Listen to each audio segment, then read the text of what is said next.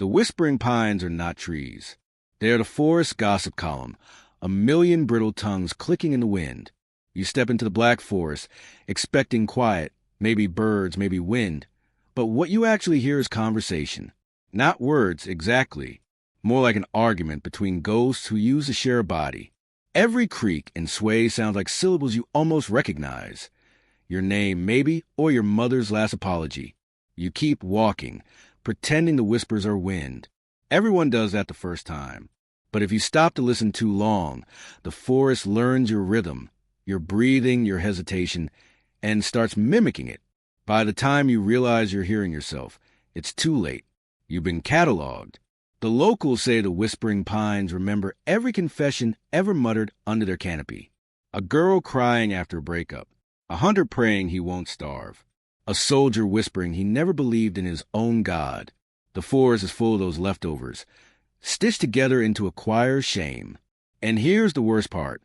The more you talk, the more the forest loves you. It feeds on words like a parasite eats warmth. Some hikers claim they heard their own voice calling them deeper into the dark. Some followed. None came back. Once, a scientist tried to record the phenomenon. His last tape was hours of overlapping voices. It ended with him whispering something in German that roughly translates to, "It's not the trees speaking, it's what's buried beneath them." So, if you ever find yourself walking through those trees and you hear your name on the wind, don't answer. The forest just wants to know if you're still human enough to bleed. Gretel's shadow is not a fairy tale. It's what was left behind when the story ended. You remember Hansel and Gretel? Cute little candy house. Child abuse, like cannibalism? Happy ending? Yeah, no. Fairy tales were written by people who needed to pretend happy endings existed. The forest knows better. When Gretel pushed the witch into the oven, something burned off her soul.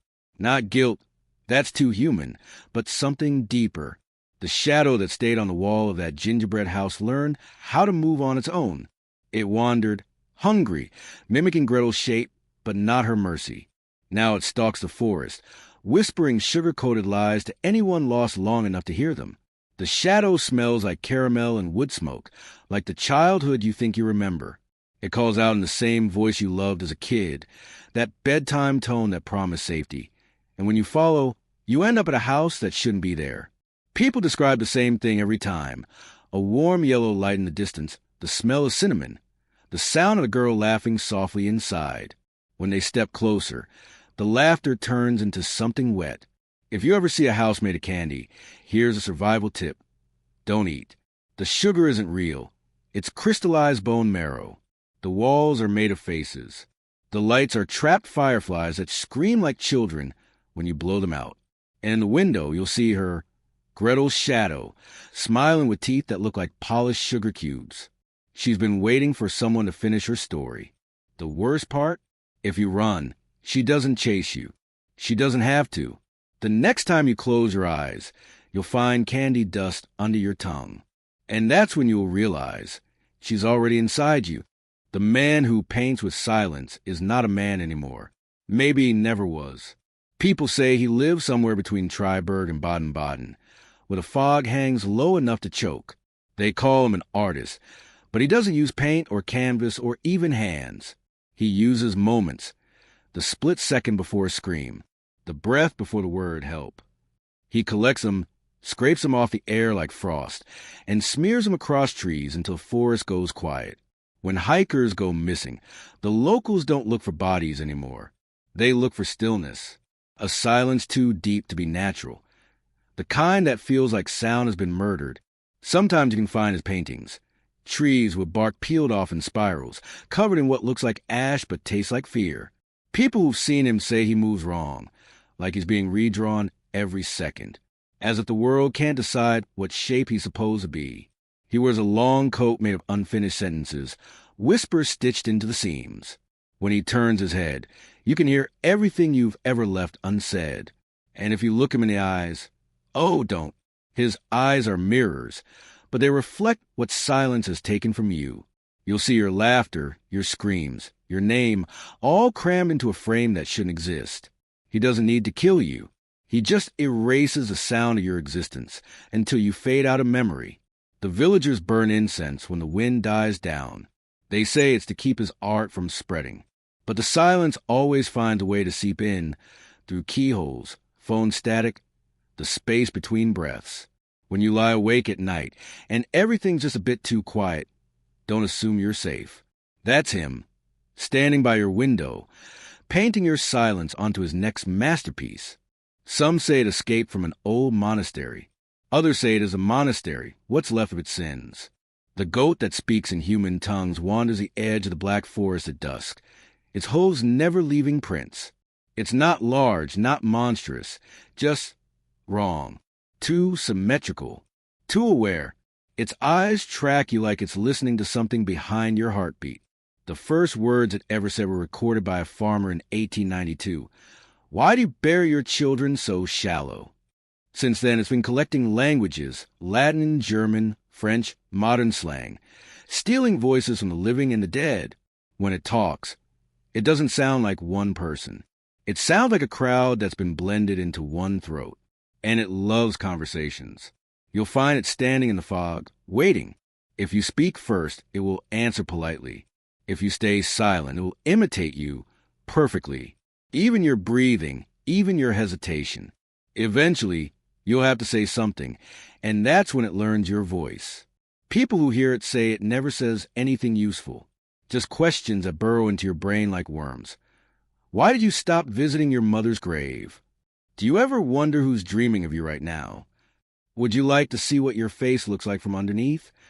It follows travelers for miles, whispering answers to questions they never asked. Some start talking back. Some never stop. Once, a priest tried to exorcise it. The goat laughed in his voice. Then it asked, "How many times have you confessed just to feel human again?" They found the priest's body weeks later, smiling, throat stuffed with goat hair. If you ever hear a voice behind you that sounds too familiar, like your own but older, heavier, don't turn around. The goat has already taken your shape. The clockmaker beneath the roots doesn't build clocks anymore. He builds people. He used to live in a small village at the forest's edge. A genius, they said. The man could fix any watch, any timepiece, even the ones that refuse to tick. But obsession eats quietly. They say he began hearing a ticking sound that didn't belong to any clock. It came from the trees themselves, pulsing like a heart. He followed it underground, digging deeper every night until the forest swallowed him. No one saw him again. But sometimes, on moonless nights, you can still hear gears grinding beneath the soil, mechanical lungs wheezing in rhythm with the wind. The legend says he lives beneath the roots now, using bones as springs, veins as wires, hearts as engines. His creations crawl up from the dirt, perfect replicas of the people who went looking for him. They walk, talk, and breathe, but they don't age. They just tick, softly, relentlessly. Villagers tell stories of husbands who came home from the forest but couldn't sleep because every time they blinked, their eyelids made a faint click. Of wives who didn't bleed when cut, but leaked oil that smelled faintly of cedar. Of children who forgot how to cry, but could tell the exact time down to the second. No one knows what powers the clockmaker's machines. Some say he replaced his own heart with the first clock he ever built, a perfect circle of brass and regret. Others think the forest gave him time itself as a curse, eternal life in exchange for everything else. If you're ever in the woods and you hear something ticking underground, don't dig. You might just find yourself staring into your own face, smiling mechanically, waiting to replace you. They say if you follow the church bells in the Black Forest, you'll end up somewhere that isn't on any map. That's where you'll hear them, the hollow choir. It started centuries ago, when a plague swept through the region. Whole towns were buried, but the church refused to stop its sermons. The priests preached to empty pews until their throats gave out, their lungs rotting from the inside. When they finally died, the forest took their voices. Now, when the fog gets thick enough, you can hear them singing, hymns that don't have words, harmonies that make your teeth ache. The sound doesn't echo, it crawls. It slides across your skin, finds a hollow between your ribs, and vibrates there until you feel your bones humming in key. Some hikers mistake it for comfort. It sounds like angels, They say, but angels don't sing like that. Angels don't scream between notes. If you get close enough, you'll find the ruins of a chapel swallowed by vines. Inside, the pews are filled with bodies made of wood and wax, mouths open in eternal song. The air smells like burning candles and rot. If you step closer, you'll see that their throats are carved hollow, just tunnels leading down into the soil. That's where the sound comes from. The deeper you listen, the louder it gets. And then, right when you think you can't take it anymore, silence. The kind that crushes your chest flat. Because the choir doesn't want you to hear anymore. It wants you to join in. A traveler once wrote in his diary before disappearing, "They don't sing to God. They sing for him, because he forgot they were here." If you hear the bells, plug your ears and run the other way. It's not a church service. It's a recruitment. The mirror widow doesn't have a face. She collects them. She used to be a real woman, or something close enough. The story says she lived alone in a glass cottage at the heart of the forest. Surrounded by mirrors, she polished every night until dawn. The locals thought she was vain. But vanity isn't the right word. She was afraid. Because one night, she looked into her mirror and saw something that looked back, not like a reflection, but a parasite wearing her smile. It asked her a question she couldn't forget. If your reflection became real, would you still deserve to exist? They found her cottage weeks later. Every mirror was shattered except one, and that one held her inside it, trapped, screaming, frozen in a loop of her own last breath. Now she wanders the woods, glass shards trailing behind her like dead petals. She only appears to those who've lied about what they see in themselves, the kind of people who smile in photos but cry when the flash fades. She offers them a deal. Trade your reflection for forgiveness. Most take it. Most never realize that without a reflection, the world forgets you existed. People say she collects these reflections like trophies, sewing them into a patchwork face she wears over her nothingness.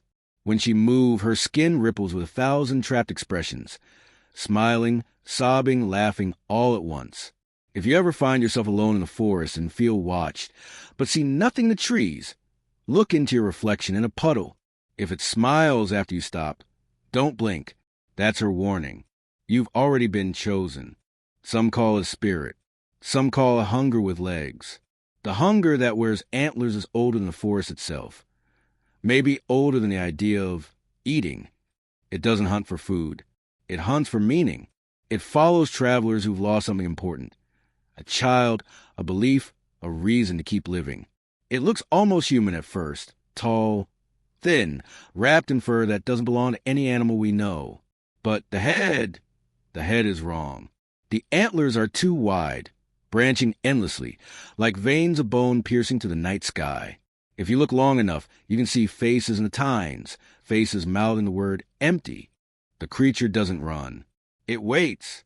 You'll feel it before you see it, that sharp metallic panic that spikes your heartbeat. The air grows colder, the silence heavier. Then you hear it, the sound of something chewing very slowly.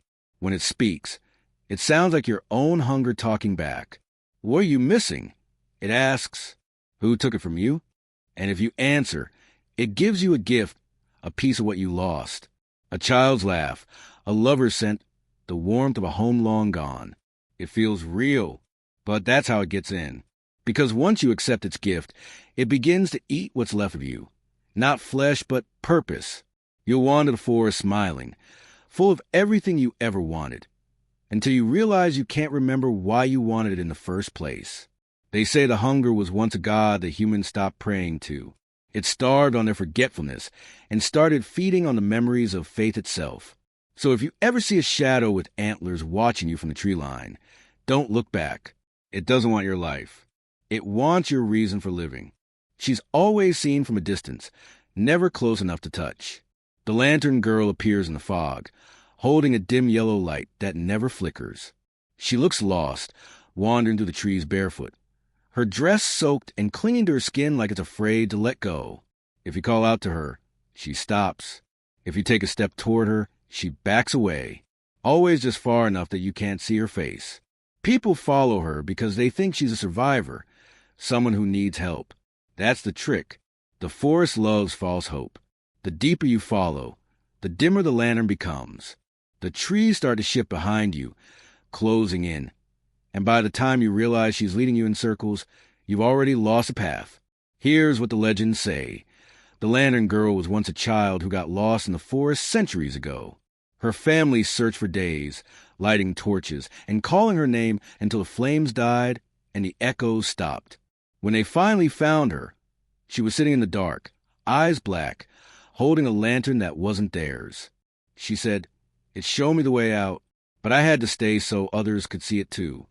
Her lantern burns on despair, not oil, not fire. Every person who dies chasing that light becomes part of it. The glow you see, it's made of their souls, crushed into flickering warmth. Sometimes, when the mist is heavy, you can hear the faint sobs of those still trapped in the flame. They sound like people begging you to turn back. But she just smiles and keeps walking deeper into the dark. And if you ever catch up to her, if you're foolish enough to grab her shoulder, she'll finally turn around. And you'll see her own face staring back, holding the lantern, whispering, "Your turn." You thought it was just a place. Trees, soil, folklore, a region with postcards and hiking trails, right? That's what they want you to think. The truth is, the Black Forest isn't location. It's a hunger pretending to be geography. You step into it thinking you're entering nature, but you're not.